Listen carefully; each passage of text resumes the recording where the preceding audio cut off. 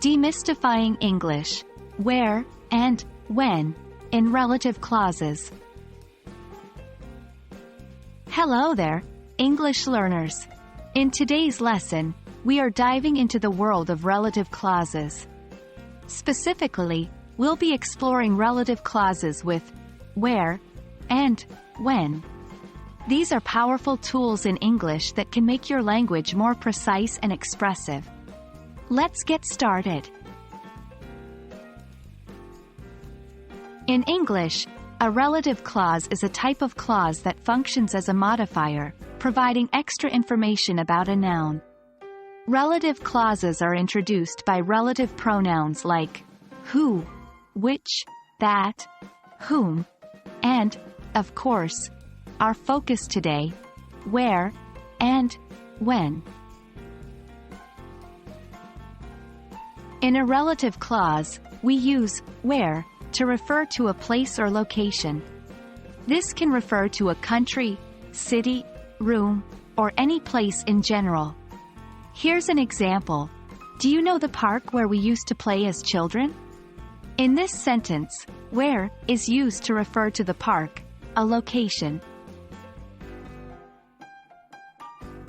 On the other hand, we use when in a relative clause to refer to a time or a specific period.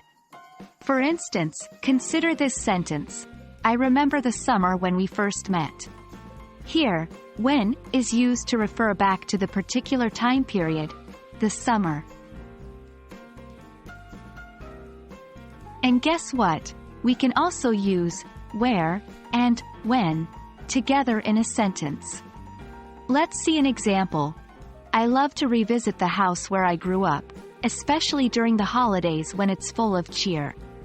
In this sentence, where refers to the house, place, and when refers to the holidays, time. Practice makes perfect, so let's try creating some sentences of your own using where and when in relative clauses. For example, think about a memorable place from your childhood. How would you describe it using a sentence with a where relative clause? Similarly, think about a special time in your life. How can you capture it in a sentence using a when relative clause? And there you have it. By using where and when in your relative clauses, you can make your sentences more detailed and expressive. Remember, practice is key, so try to incorporate these structures into your everyday English. Keep practicing, keep learning. We hope this video was helpful. Until next time, happy English learning!